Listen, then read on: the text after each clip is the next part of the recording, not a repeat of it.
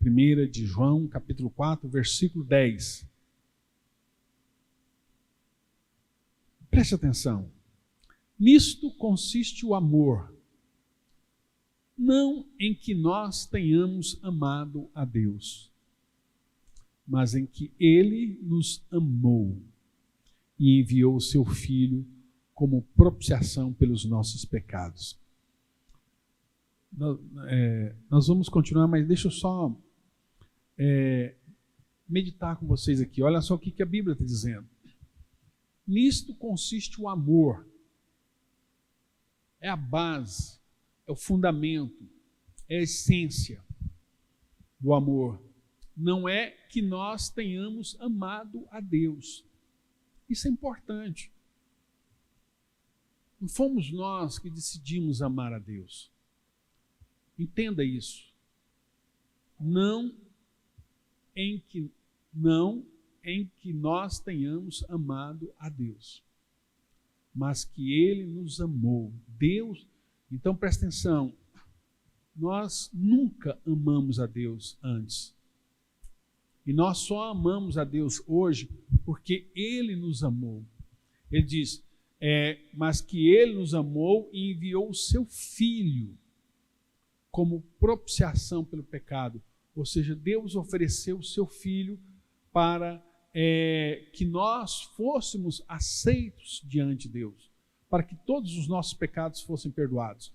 Quando você vai para o versículo 19, João continua nesse assunto e ele fala assim: nós amamos porque Ele nos amou primeiro. Nós amamos porque Ele nos amou primeiro. Entende isso, irmãos? O nosso amor é uma reação ao que Deus fez por nós na cruz. Não é uma atitude, uma iniciativa nossa, não é uma decisão deliberada nossa. Não é nós que decidimos amar a Deus. Foi Ele que nos amou primeiro. E João está dizendo que nós só o amamos porque Ele nos amou. Então é o amor de Deus que nos constrange, como diz o apóstolo Paulo. Deus nos amou e faz com que nós, e quando nós olhamos para aquilo que Jesus fez por nós na cruz do Calvário, nós reagimos com amor. Nós ficamos constrangidos com o amor de Deus, porque a Bíblia fala que Deus amou o mundo de tal maneira que deu o seu Filho, como nós acabamos de ler, como propiciação pelos nossos pecados. Deus nos amou de tal maneira que deu o seu Filho para que todo aquele que nele crê, todo aquele que receba o que Jesus fez por nós na cruz, tenha, não pereça, mas tenha vida eterna. Então presta atenção, a nossa salvação já foi garantida na cruz do Calvário por todos nós. O preço de Jesus, que Jesus pagou na cruz, é suficiente para perdoar o pecado de toda a humanidade. Preste atenção, o sacrifício de Cristo na cruz foi um sacrifício feito pelo próprio Deus em favor dos nossos pecados, como diz lá o texto que nós lemos, pela propiciação dos nossos pecados, para que todos os nossos pecados fossem perdoados. Então, há poder no sacrifício de Cristo para perdoar o pecado de toda a humanidade.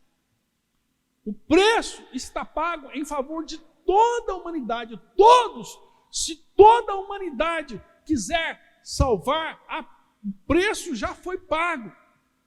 Basta apenas você receber aquilo que Deus fez por você. Aquilo que Deus já fez por você. É só você receber. Como diz o texto que nós lemos, que eu citei de João, para que todo aquele que nele crê não pereça, mas tenha vida eterna. Isso é importante, porque esse princípio de que a graça vem primeiro está em toda a Bíblia. Presta atenção, toda a Bíblia. Lá em Gênesis, a Bíblia fala como é que Deus criou o universo. E lá no terceiro dia, a Bíblia fala que Deus criou a vida, as plantas, que Deus criou as plantas nos mares, Deus criou os corais, Deus criou as florestas. Deus proveu toda a necessidade de todos os seres vivos que viriam a ser criados futuramente antes. Então, no terceiro dia, Deus criou floresta, Deus criou a relva, Deus criou todas as coisas. E apenas no quinto dia que Deus criou os animais aquáticos. Quando os animais foram criados, já tinha lá coral. Lá no oceano tinha os corais, tinha todo o alimento para que toda a espécie marinha pudesse se alimentar.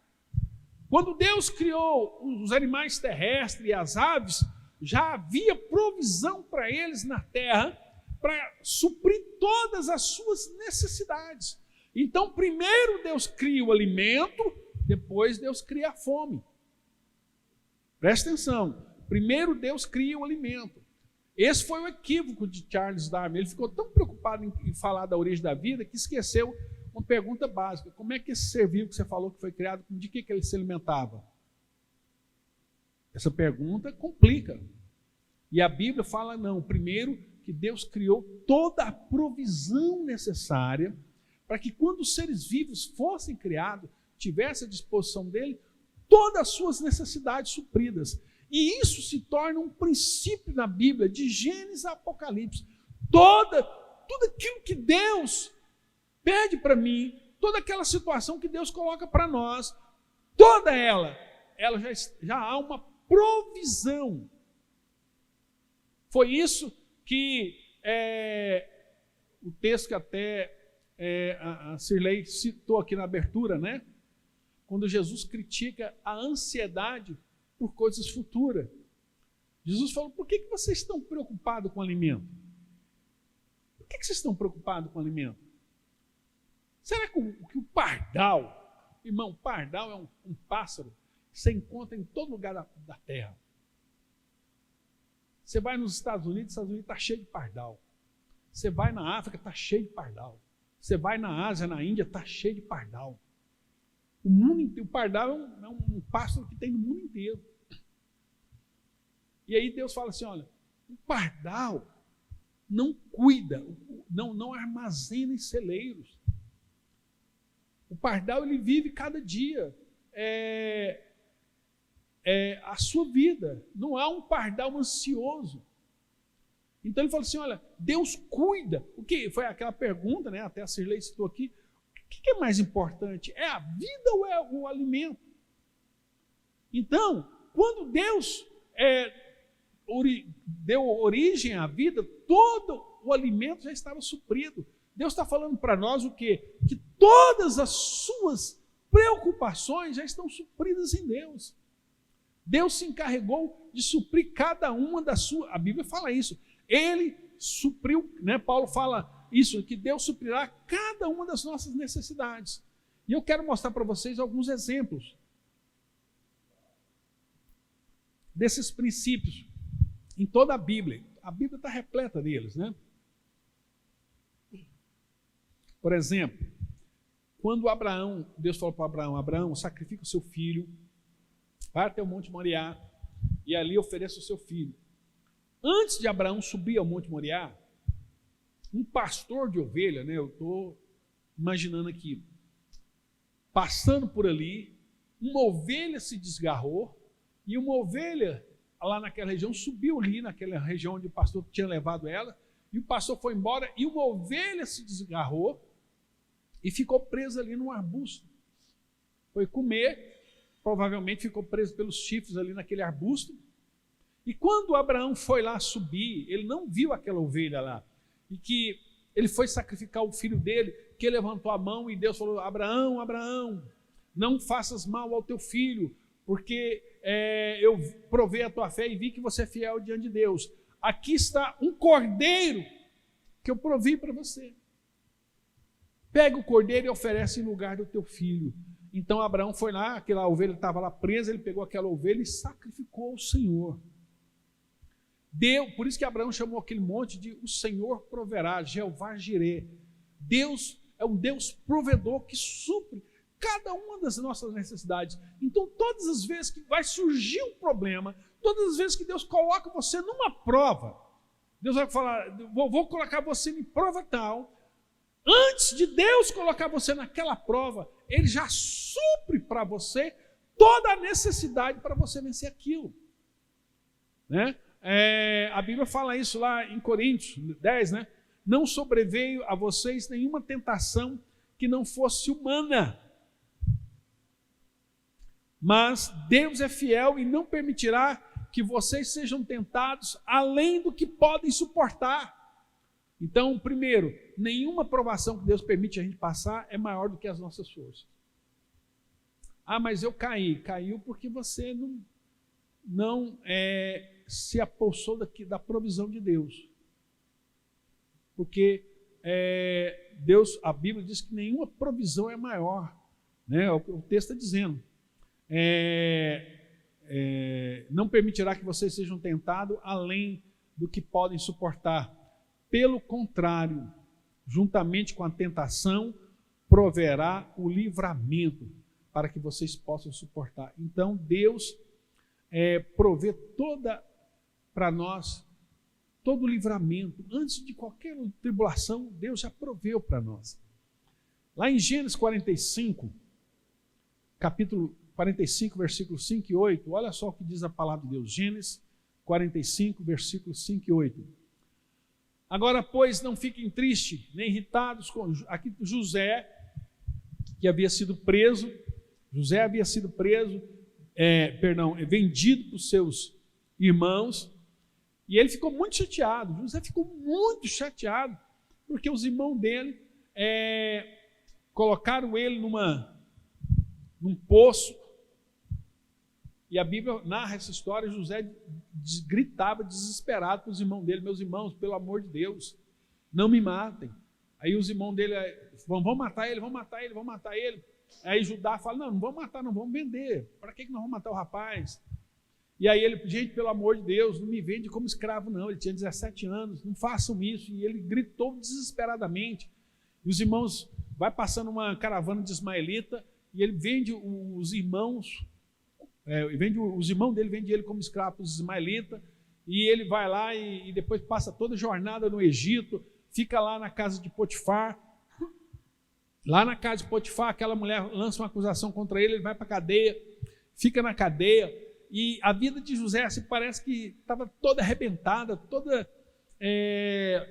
sem esperança. José, você nota quando você lê o texto que ele tinha muita raiva dos irmãos, porque os irmãos fizeram tudo aquilo com ele. Ele chateado, grilado, até que o padeiro e o copeiro do faraó vão presos, ficam junto com ele na cadeia, e ele conhece os caras, ele interpreta o sonho dos caras. Depois, quando os caras saem, o faraó tem um sonho. E faraó tem um sonho de uma grande praga que viria sobre a terra, uma grande fome que viria sobre a terra. E aí ele, sem saber o que interpretava aquilo, o copeiro dele pegou e falou: olha, lá na prisão tem um cara que Deus revela os sonhos. Então ele vai lá, manda chamar José. E José vem e interpreta o sonho de faraó. Então José dormiu na cadeia, uma noite na cadeia como preso, e acorda, né, depois daquela visão. Na outra noite ele já dorme no palácio com o primeiro-ministro do Egito. E aí a vida de José se transforma completamente, e aí José entende. Quando ele quis vingar dos seus irmãos, Deus fala com ele. Olha só, Gênesis 45, 5, e ele vai dar uma resposta para nós aqui, Gênesis 45, 5, que vai trazer muita luz para nós. Agora, pois, não fiquem tristes nem irritados. Ele falando para os irmãos dele, ele quis vingar, mas Deus não permitiu. Deus falou: cara, eu te enviei para aqui. Aí você pergunta assim: poxa, Deus, não dava para ter pegado mais leve? Não dava para fazer de outra maneira? Mas todas aquelas tribulações que José passou, irmão, forjou o caráter de José. Deu experiência para José. Então, os irmãos dele ficam com medo dele agora querer se vingar, e agora ele fala para os irmãos: agora, pois, não fiquem tristes nem irritados contra vocês mesmos por terem me vendido para cá, porque foi para a preservação da vida que Deus me enviou adiante de vocês.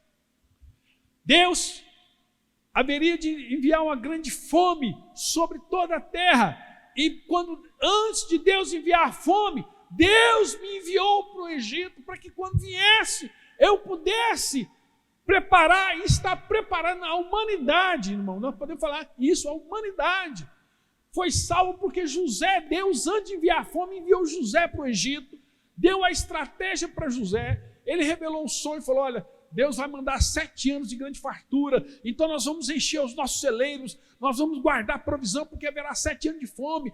Então Deus deu toda a estratégia antes de vir a fome. Antes de 7 anos de fome, houve 7 anos de fartura. Então sempre Deus envia a provisão primeiro. A provisão sempre vem primeiro. Jesus virá segunda vez agora como juiz e senhor de toda a terra, para julgar a todos, e todos aqueles que não creram, não receberam o perdão de Deus, serão julgados e condenados. Mas antes de Jesus julgar e condenar as pessoas, agora na sua segunda vinda, primeiro ele veio como Cordeiro de Deus, oferecendo o perdão a todo aquele que nele crê. Então há uma graça para mim e para você, há um perdão de Deus, o perdão de Deus está estampado. Por isso que o maior pecado da humanidade, irmãos, o maior pecado da humanidade é rejeitar o perdão de Cristo, é rejeitar o que Deus fez por nós, é rejeitar tudo aquilo que Deus fez por nós. Então presta atenção, é Deus que dá o perdão. Não é, a gente pensa assim, não, eu estava examinando aqui, eu estava pensando aqui, eu estava sentado no meu sofá e pensei assim: nossa, essa minha vida está muito ruim, eu estou muito afastado de Deus, eu estou assim longe de Deus, então eu vou fazer o seguinte: eu vou chegar para Deus, vou falar para Deus, eu me arrependo dos meus pecados, e eu quero mudar a minha vida, eu vou tomar essa iniciativa, e eu vou lá, quem sabe Deus se compadece de mim, me perdoa, e Deus então me salva. Não, irmão, não é assim que funciona, não é você que se arrepende. O arrependimento não é obra humana, não é você que faz isso. O arrependimento é um dom de Deus. Nós só nos arrependemos porque Jesus morreu por nós. E o Espírito Santo traz isso à tona, gerando em nós arrependimento. Lá em Atos 11, 18, vou ler para você, Atos 11, 18, diz assim: quando os demais ouviram isso, acalmaram-se e glorificaram a Deus, dizendo: então também aos gentios Deus concedeu o arrependimento para a vida. Deus concedeu arrependimento para a vida. É Deus que dá o arrependimento. Então, primeiro, mas por que Deus dá o arrependimento, irmão? O que vem primeiro, o arrependimento ou o perdão? Nós achamos que o perdão é consequência do meu arrependimento. Eu me arrependo e Deus então me perdoa. Não, não é isso. A Bíblia ensina, não é assim. Antes de eu me arrepender, Deus já me perdoou. O perdão vem primeiro. Falar para você, toda a humanidade tem todos os seus pecados perdoados. Isso não tem nada a ver com universalismo, né? O universalismo é aquela teologia que fala que no fim todo mundo vai ser salvo. Não. Há poder no sangue de Cristo para perdoar todo o pecado da humanidade. Mas somente aqueles que receberam esse perdão, que reconheceram realmente o amor de Cristo, o que Cristo fez por nós, aqueles que realmente creram, né, receberam a graça de Deus, somente esses serão salvos. Então o perdão vem primeiro, e o perdão só vem porque Deus nos amou. Olha só, Romanos capítulo 2, versículo 4, o que diz a palavra de Deus? Romanos 2, 4. Ou será, preste atenção nesse versículo, ou será que você despreza a riqueza da bondade? A riqueza da bondade, da tolerância e da paciência de Deus, ignorando que, presta atenção, A bondade de Deus é que leva você ao arrependimento. O que leva o homem ao arrependimento, irmãos? Mais uma vez, o que leva o homem ao arrependimento? A bondade de Deus. Não é você, é Deus. A graça vem primeiro. Efésios capítulo número 2, diz a palavra de Deus, a partir do versículo 1. O que Efésios diz? Efésios capítulo 2, diz assim na palavra de Deus: Jesus, Ele lhes deu vida. Quando é que Jesus nos deu vida? O que diz o texto aí? Quando é que Jesus nos deu vida? Quando estávamos mortos em transgressões e pecado. Então, um morto não tem iniciativa. Quando nós estávamos mortos em nossas transgressões e pecado, versículo 2,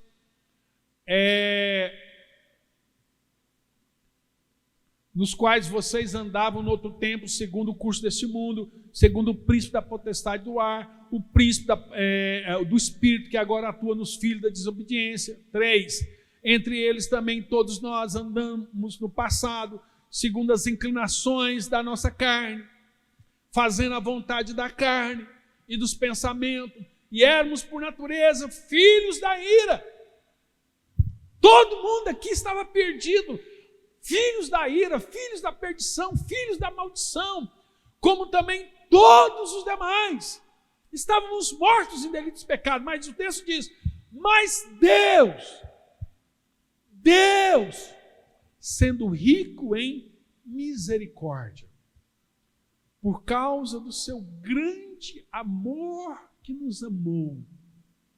Então presta atenção, nos deu, olha lá, deixa lá no versículo 4, mas Deus sendo rico em misericórdia, por causa do grande amor que nos amou. 5, e nós estando mortos em nossas transgressões, nos deu vida juntamente com Cristo, pela graça vocês são salvos. Então presta atenção, Deus amou, e porque Ele nos amou, Ele teve compaixão de nós, misericórdia. A misericórdia é fruto do amor. Olha, interessante o que esse texto fala. Deus nos amou, por causa, Ele teve misericórdia por causa do seu amor. Então o amor é primeiro. Ele amou, porque Ele amou, Ele teve misericórdia, porque Ele teve misericórdia, compaixão, Ele se compadeceu, Ele nos deu graça. O que está dizendo? Que lá na glória, Deus, lá na eternidade, antes da criação do mundo, Deus nos amou, e Deus se compadeceu de nós, Deus teve compaixão de nós, teve misericórdia. O que é misericórdia? Misericórdia é uma junção de duas palavras gregas, misereu e cardio. Miséria e coração.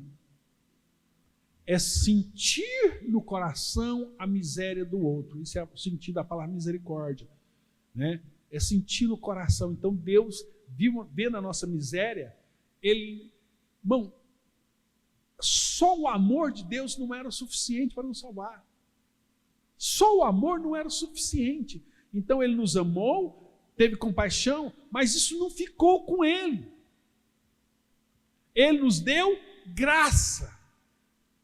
O que é isso? Às vezes você olha uma pessoa ali e você vê a situação dela, você pode ajudar, você tem condição de ajudar, você ama aquela pessoa, você tem compaixão daquela pessoa, mas se você tendo condição não faz nada para aquela pessoa, o seu amor por ela não vale nada. Nada. Então, o que é graça? Graça é quando o amor e a misericórdia se transformam em ações, em ação. Quando você realmente vai ali e faz. Às vezes nós falamos com os irmãos, olha, por exemplo, pegar um dos nossos missionários, lá na Índia, por exemplo, pastor Prakash, o Victor Raj, um dos que estão lá no campo. Aí eles falam a situação, você fala, nossa, meu Deus, coitado daqueles irmãos na Índia, coitado do pastor Mitchell lá no Quênia, o Osnei na Tanzânia, ai meu Deus, Ai, aquela situação é terrível, terrível, e você chora, eles vêm aqui, vocês conhecem esses irmãos, eles ministram aqui todos os anos, e você chora, se emociona, mas você não faz nada. O seu amor não afeta em nada aquelas pessoas. Deus não fez assim. O amor e a misericórdia tem que vir com graça. E o que é graça? Graça é a ação de Deus em nosso favor. É quando Deus se levantou do seu trono e deu a vida por nós, pagando todos os nossos pecados, nos salvando, nos resgatando. Por isso que o maior pecado no mundo é você rejeitar o que Deus fez por nós, o que Jesus fez por nós. Então, a graça sempre vem primeiro. Então, olha só, não é o homem que se arrepende e depois Deus perdoa, é o perdão de Deus que nos leva ao arrependimento. Não é o homem que ama, é Deus que ama primeiro, né? Não é o homem que escolhe a Deus, é Deus que escolhe. Não fosse vós que escolhesse a mim, mas antes eu vos escolhi a vós. Não é o homem que crê e Deus salva o homem depois que ele crê. Não, nós só cremos porque foi Deus que enviou o seu Filho quando nós ainda éramos pecadores. A graça sempre vem primeiro. Deus nos amou primeiro, diz o texto. Sempre a ação de Deus é primeira. Nós fomos perdoados porque nos arrependemos, né? Uma pergunta, nós somos perdoados porque nos arrependemos ou nos arrependemos porque fomos salvos, fomos perdoados? Deixa eu ilustrar isso aqui para vocês. Aquela mulher pecadora que em João 8 foi pega em flagrante adultério, as pessoas com pedra para apedrejar aquela mulher, que a mulher está lá no chão, jogaram ela lá em frente de Jesus. A Bíblia, então, Jesus, provavelmente, pelo que o texto diz, ele estava agachado, porque a Bíblia diz que Jesus estava escrevendo na terra. Jesus escrevendo na terra, jogaram aquela mulher em frente dele, falou: mestre, essa mulher foi pega em flagrante adultério, a lei manda apedrejar, está todo mundo com pedra aqui pronto para atacar. E eles queriam provar Jesus, falando assim: e o Senhor, o que o Senhor fala que nós tínhamos que fazer? E Jesus fala para aqueles caras assim: olha, quem está sem pecado, atire a primeira pedra. E provavelmente, talvez ali tinha homens que tinham adulterado com aquela mulher.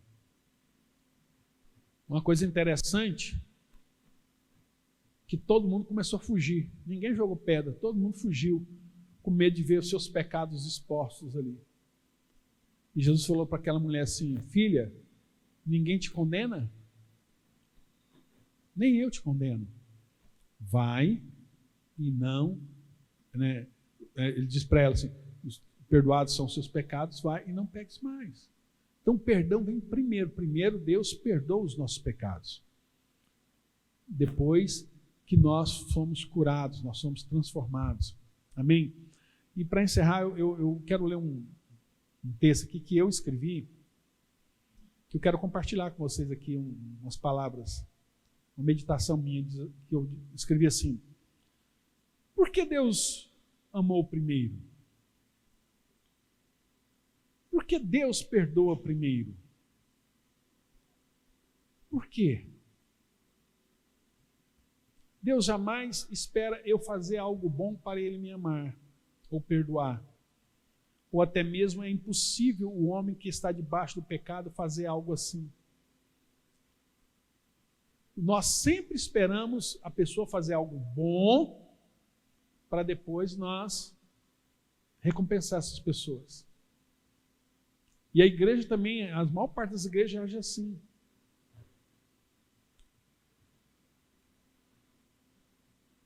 As igrejas querem que você primeiro mostre que você se arrependeu, que você se converteu, para que você primeiro seja batizado, para que depois primeiro você também possa tomar a Santa Ceia.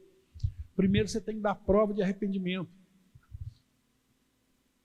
Como se o arrependimento fosse uma obra da pessoa.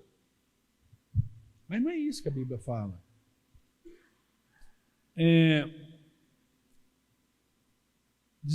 Continuando, o texto diz assim: é impossível o homem que está debaixo do pecado fazer algo assim. Em nossas igrejas ensinamos que primeiro você ama, primeiro você perdoa. É a pessoa que decidirá se vai corresponder a esse amor ou a esse perdão ou não. Então, o nosso papel é amar, oferecer vida para essa pessoa. O que ela vai fazer com isso? Porque foi isso que Jesus fez. Jesus não foi lá e morreu por nós? E se ninguém cresce? Mas o amor sempre vence. Jesus fez isso sem, não tinha garantia nenhuma, né? Vamos falar aqui no lado humano, não tinha garantia nenhuma. Se Jesus morrer, não podia morrer ninguém e morrer. E sumir da história. Isso poderia não alterar a vida de ninguém, mas Jesus foi lá e morreu por nós, crendo que todos nós seríamos salvos. A pessoa não tem que demonstrar algo de bom para poder ser aceita.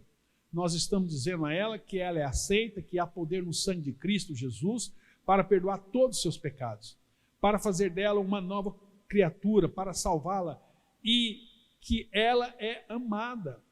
Nós não andamos em dúvida, mas andamos em fé. Nós não pensamos, será que ela é salva? Será que ela é eleita? Não. Tudo que não procede da fé é pecado. A dúvida não é nossa. Ela pode até duvidar, nós não. Então, toda pessoa que entrar aquela porta ali, às vezes está entrando ali uma mulher adúltera, um homem safado, beberrão, alcoólatra, violento, prostituto, tudo que você pensar, né? Pedófilo. Está entrando um cara ali assim. Da nossa parte, como cristão, o que nós temos que fazer? Revelar o amor de Deus a essa pessoa. Ela não tem que provar nada para nós. O que as igrejas fazem? Primeiro tem que esperar esse cara para ver se esse cara é bom, se esse cara é legal, se ele mudou, se agora ele abandonou essas coisas. Irmão, humanamente falando, é impossível ele fazer isso. Então o que Jesus faz? Jesus chega primeiro e perdoa o pecado. O que essa pessoa vai fazer agora com perdão? E era um hábito de Jesus. Jesus chegava, o cara chegou a descer um paralítico lá na casa dele em Cafarnaum, o cara desceu lá, o cara queria ser curado. Jesus falou, olha, perdoados estão todos os seus pecados. Aí os fariseus, como é que pode perdoar os pecados? Só Deus pode perdoar pecado, mas era o próprio Deus que estava perdoando. Aí Jesus falou, o que é mais difícil dizer? O que é mais fácil dizer? Perdoados são os seus pecados ou levanta-te e anda em nome, né? Levanta-te e anda. Então presta atenção na pergunta de Jesus, ela é muito... O que é mais... Eu vou mudar aqui, né? O que é mais difícil? Jesus fala que é mais fácil, né? O que é mais difícil, irmão? Dizer, está perdoado os seus pecados? Então vamos manter o original. O que é mais fácil dizer? Está perdoado todos os seus pecados? Ou levanta e anda? O que é mais fácil dizer?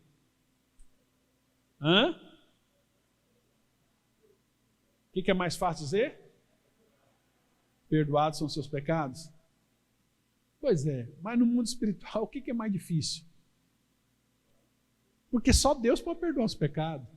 Então é mais fácil dizer para o cara, levanta e anda, né? Levanta e anda.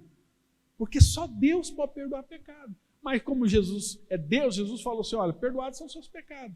Pô, mas como é que...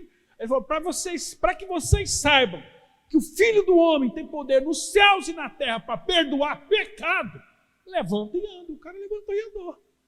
Então, muito mais difícil é perdoar pecado. E o que Jesus fez por nós? O que é a primeira coisa que ele faz por nós? Perdoar pecado. Jesus perdoou os nossos pecados.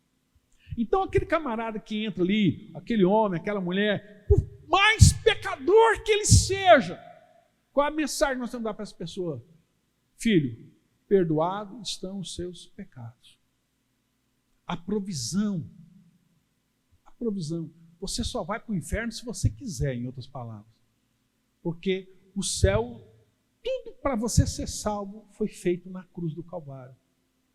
Aí tem gente que vai falar assim, olha, obrigado, mas eu não quero. Eu quero viver nessa vida. Nós erramos em amar essa pessoa? Qual que é o erro nosso em amar essa pessoa? Não sei. Nós permanecemos fiéis. Se ela rejeitar isso, ela não está rejeitando o nosso amor, está rejeitando o amor de Cristo por ela. Então, até o inferno só existe porque Deus é amor. A pessoa fala, eu quero um lugar onde eu não fico com Deus. Porque o céu, irmão, o céu é um lugar onde as pessoas que amam a Deus vão viver. Então, e as pessoas que não amam, não querem? Deus criou um lugar para essas pessoas também. Deus não vai obrigar ninguém a ir para o céu se a pessoa não quer. É um lugar onde Deus não está, chama-se inferno. Então, continuando o texto, diz assim, e aí, eu vou dar um outro exemplo aqui. No nosso meio, essa pessoa, ela entra e nós vamos tratar ela como salva. Ela não tem que provar para nós que ela é salva. Nós temos que tratá-la como salva. E dar a ela o privilégio de ser de tudo aquilo que é herança do Filho de Deus. Se ela recusar, irmão, mas nós lutamos por ela. Então, se essa pessoa quiser chegar e participar conosco da ceia, pode. Porque santo, o que é santo não é o pão da ceia. É exatamente isso que eu estou falando com você, você compartilhar a vida com essa pessoa. O que é santo não é tomar o cálice. Porque se uma pessoa dessa, com todo cheio de pecado, vem aqui, come o pão e bebe o cálice, e você fala assim, qual que é o erro na nossa interpretação, né? Qual que é o erro de muitas igrejas? Que eles acham que o santo é isso aqui. O santo é isso aqui. Bom, ele vai comer um pão, a força não está no pão, está no que o pão representa. A força não está no cálice, está no que o cálice representa. Então, suponhamos, hipoteticamente, que esse cara que entra aqui é o Reginho. Vem cá, Reginho.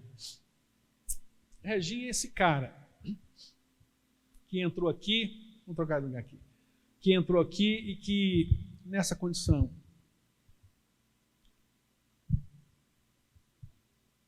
né? O que como igreja, nós estamos falando para esse irmão, para essa pessoa? Para nós é irmão.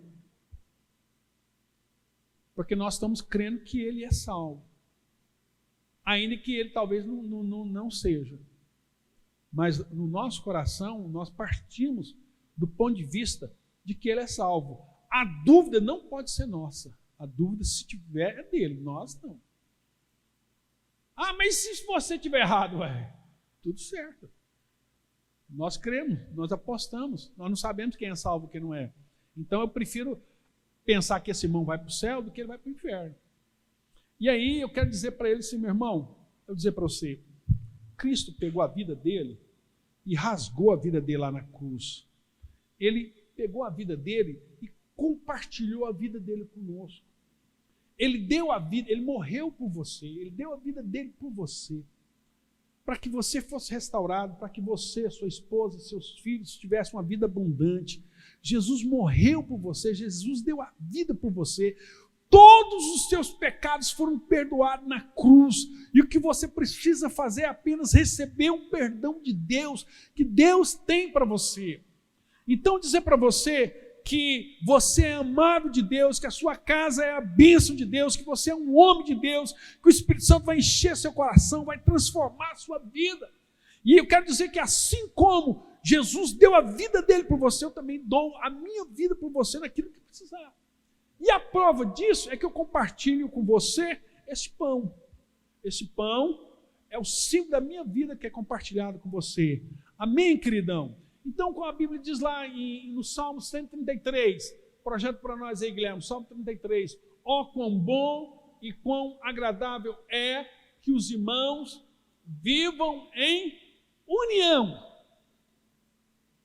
Né? Ou outra tradução, viverem unidos, irmãos. Versículo 2, é como óleo precioso sobre a cabeça, a qual desce sobre a barba de Arão e desce pela gola das suas vestes. 3, é como orvalho de Hermon Porque todas as noites no Monte Hermon neva, por causa da altitude. Todas as noites neva lá no Monte Hermon. E aí de manhã, quando nasce o sol bate na neve, derrete a neve e o monte fica molhado e forma uma região pantanosa onde dá origem ao Rio Jordão. Então a origem do Rio Jordão está no céu. Ele está dizendo, é como o orvalho de Hermon que desce sobre os montes de Sião. Ali o Senhor ordena a sua bênção e a vida para sempre. A bênção do Senhor está na comunhão, na relação, na vida. Então, o nosso papel aqui é amar, é poder trazer para a comunhão, para a relação, para o vínculo e dizer assim, meu irmão, aqui você é amado. Nós amamos você e sua casa. Receba o corpo, receba o sangue da aliança, receba a graça da aliança, receba a vida de Deus. Amém, queridão? E que Deus abençoe sua vida poderosamente. Amém, amém, amém. Isso aqui, irmãos, é que o Jesus falou de compartilhar. Isso aqui é santo. Isso aqui é o símbolo disso aqui. Isso aqui, sem isso aqui só é pão e suco de uva. Isso aqui, com isso aqui, fala da presença viva e real de Cristo em nós. Então, isso aqui é mais importante do que isso aqui. Por que eu falo isso? Ah, que isso, pastor? Por que eu falo? Porque lá nos discípulos de Emaús, Jesus fez tudo isso, e na hora de comer o pão, a Bíblia fala que ele partiu o pão e deu aos seus discípulos. Na hora de comer, o que ele fez? Ele desapareceu na frente deles. Então, irmão, a relação, a comunhão, a bênção, a vida é que dá significado à Santa Ceia. Os irmãos estão entendendo isso? Então, isso, obrigado, Reginho, isso não eu até escrevi um texto aqui, né? O pão e o vinho são os meios que Deus usa para levar-nos à mesa da comunhão.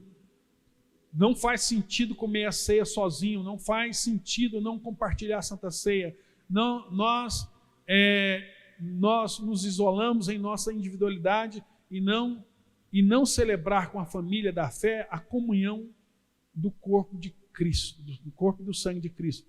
Não faz sentido analisar a nós mesmos e acharmos que devemos tomar a ceia porque somos dignos, ao invés de desfrutar.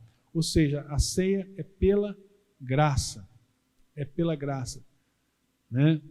É pela graça de Deus, é Deus que nos abençoa ricamente nisso. Amém, irmãos? Por isso que nós somos assim. Então, algumas pessoas não concordam conosco, então tem toda a liberdade. Mas nós não vamos trabalhar com dúvidas. Nós não cremos no universalismo, que lá no fim todo mundo, Deus vai perdoar todo mundo vai ser salvo, não. Todo aquele que crê vai ser salvo. Todo aquele que recebeu essa mensagem vai ser salvo. E no que depender de nós, todo aquele que chegar até nós vai ser salvo.